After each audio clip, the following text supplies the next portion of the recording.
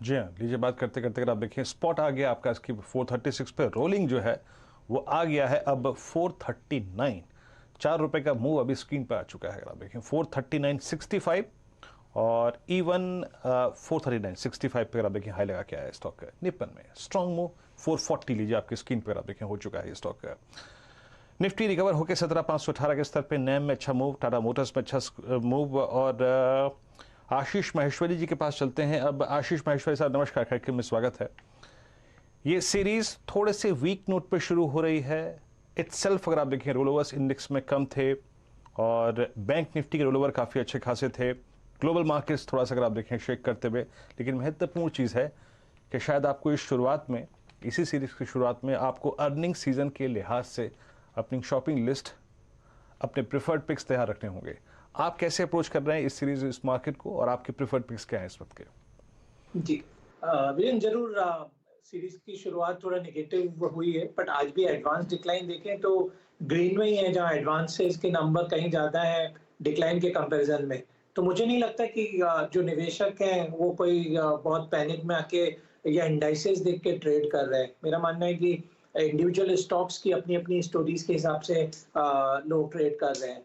और इस सीरीज की बात करें तो मेरा मानना है जीएमआर इंफ्रास्ट्रक्चर बिल्कुल जो 7-8% आज ऊपर है, ये और अच्छा रिटर्न यहाँ से दे सकता है, क्योंकि जो भी अनसर्टेनिटी थी स्टॉक में वो फिनिश हुई है। क्रिएटर्स का उनका अप्रूवल डीमर्जर का ऑलरेडी आ गया और शेयर होल्डर्स का अप्रूवल बस राउंड द कॉर्नर है। तो मुझे लगता है ये बिल्कुल एक स्टार बनेगा अक्टूबर सीरीज के लिए। इसके अलावा मुझे ओएनजीसी भी पसंद है। मेरा मानना है कि काफी बेहतरीन नतीजे इस क्वार्टर के ओएनजीसी के, क्योंकि क्रूड के प्राइसेस में और जो गैस के प्राइसेस में राइज आया है, उसके बाद री रेटिंग हो रही है इस स्टॉक की। तो जीएमआर इंफ्रास्ट्रक्चर और ओएनजीसी, इन दोनों स्टॉक्स पर अक्टूबर सीरीज में पोजीशन लेने की मेरी सलाह रहेगी। सही है, दोनों में बहुत तगड़ा मोमेंटम। ओएनजीसी आज फिर स्ट्रेंथ दिखाता हुआ, कल थोड़ी सी वीकनेस आ गई थी अनाउंसमेंट से पहले, थोड़ी सी प्रॉफिट टेकिंग, आज वापस स्ट्रेंथ इस काउंटर में लौटती हुई। गैस के दाम बढ़ गए भाई, 62% का जंप, और मोस्ट लाइकली जब अगला 6 महीने का रिव्यू आएगा, रीअसेस करेंगे, तो और कीमतें आपको गैस की बढ़ती हुई नजर आएंगी। और ओएनजीसी सबसे बड़ा गैस प्रोड्यूसर इस देश का, सीधा फायदा होता है। ऑयल इंडिया ने अच्छा ट्रैक्शन ऑलरेडी दिखा दिया इसी डेवलपमेंट पर, और जीएमआर इंफ्रा तमाम खबरों के बीच पे आए दिन तेजी के साथ ट्रेड हो रहा है। तो ये दोनों स्टॉक्स जो हैं वो पसंद आते हैं। अच्छा, इस बीच एक कोल इंडिया का स्टॉक दिखाइएगा भाई, उसमें भी गजब का मूव पिछले दिनों आया था, और इस समय बड़े प्राइस वॉल्यूम एक्शन में वो स्टॉक लौटता हुआ आपको नजर आएगा। कोल इंडिया अब इस समय 1.5% का अपटेक, ये देखिए क्या मजबूती के साथ ट्रेड। तो महेश्वरी साहब, बाकी सब पसंद आ रहा है, कोल इंडिया पसंद नहीं आ रहा? क्या हो गया, क्या जो आना था, या अब मार्जिन ऑफ सेफ्टी मिले रहा नहीं गया इसमें ज्यादा? इनफैक्ट ये भी अच्छा स्टॉक है आशीष। अभी भी देखा जाए तो अपने जो 52 वीक से कंपेट मिल रहा है।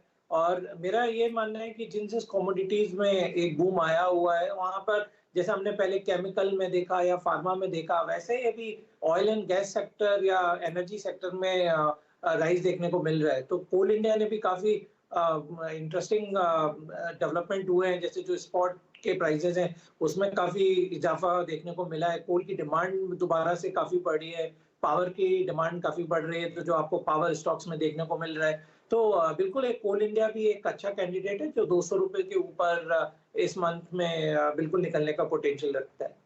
आपसे मैं आगे थोड़ा सा मार्केट के बारे में चर्चा करूंगा। ये ग्लोबली थोड़ा सा मूड माहौल जो गड़बड़ा रहा है, चाहे वो चाइना हो, इनफैक्ट इवन यूके से तरह की खबरें आज सुबह हर्षदा के साथ 7 बजे डिस्कस हो रही थी। यूएस की अपनी सेट ऑफ इश्यूज, उन सब पे आपसे एक बार आगे चर्चा करूंगा। लेकिन आपने स्क्रीन पे एक टीजर आता हुआ देखा था एयर इंडिया को लेकर। तो एयर इंडिया के डिसइन्वेस्टमेंट को लेकर जोरदार हलचल शुरू हो गई है।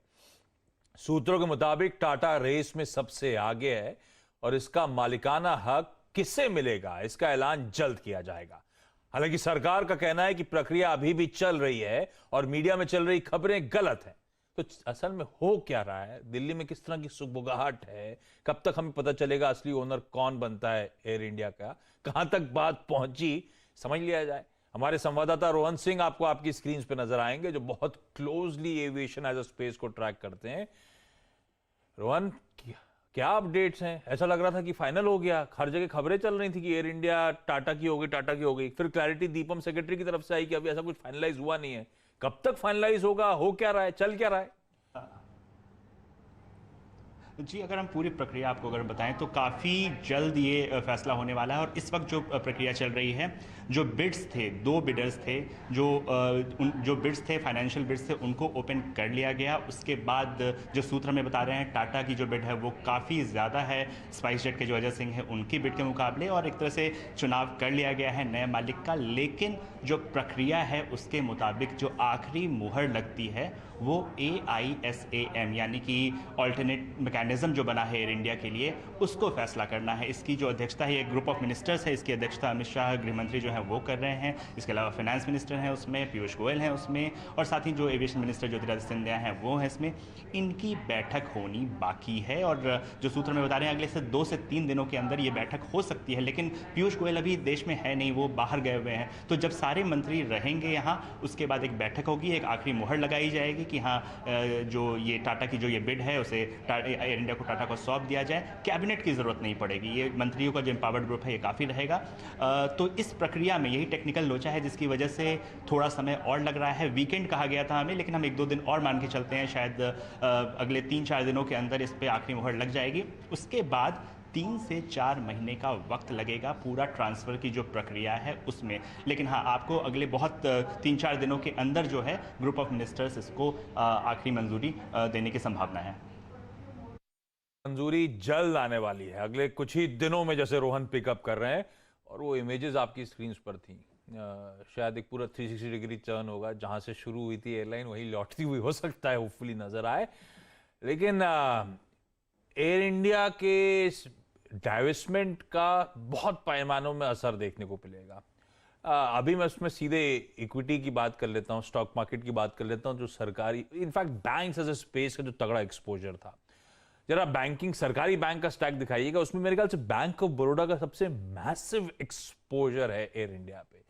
तो अगर कोई एक्विजिशन कर लेता है, कोई टेक ओवर कर लेता है, इन सब ने वैसे ही राइट ऑफ कर रखा है, इन सब ने वो मैसिव प्रोविजनिंग कर रखी है ऑलरेडी, तो कोई भी पैसा लौटा तो बड़ा फायदा होता हुआ नजर आएगा। तो ऐसे कमजोर बाजार में शायद इसीलिए इन खबरों के बीच में सरकारी बैंक इंडेक्स, इसीलिए आप देख रहे हैं बैंक ऑफ बड़ौदा जैसा स्टॉक वापस हरे निशान में आपको कामकाज करता हुआ नजर आएगा। आशीष सर, महेश्वरी सर, दो आशीष हैं, दो नहीं, तीसरा तो मैं भी हूं। महेश्वरी सर,